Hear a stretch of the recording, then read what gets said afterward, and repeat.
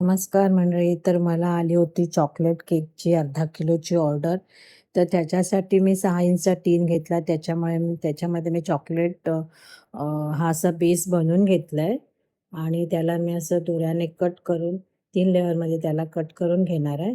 Chocolate cake बनवण्यासाठी मी chocolate प्रेमिक्सचा वगैरे वापर करत नाही. मी व्हॅनिला प्रेमिक्सच वापरते आणि त्याच्यामध्ये मी कोको पावडर ॲड करते.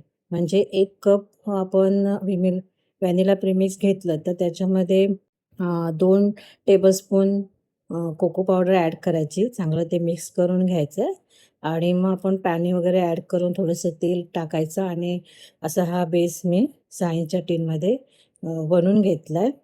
आणि त्याच्यासाठी मग मी क्रीम घेतली आहे. क्रीममध्ये मी चॉकलेट गनाश ॲड केला आहे. चॉकलेट गनाश मी चॉकलेट आणि फ्रेश क्रीमनेच बनवते. ते छान असं एकदम क्रीमी होतं आणि ते मी क्रीममध्ये ॲड करून क्रीम पण छान अशी क्रीमी एकदम बनवून घेतली. नंतर मी शुगर सिरपने केकला सोक केलं आहे. मी नॉर्मल पाणी यूज नाही करत चॉकलेटसाठी. थोडंसं साखर टाकूनच पाणी बनवते आणि ते मी सोकिंगसाठी वापरते.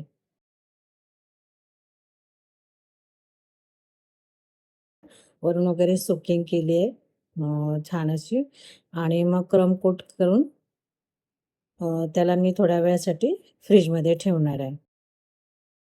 तर मी ते क्रीम घेतली आहे. क्रीममध्ये थोडंसं चॉकलेट इसेन्स ॲड केलं आहे. मला केक व्हाईटच ठेवायचा होता आणि त्याच्यावरती चॉकलेटची ड्रिपिंग करायची आहे.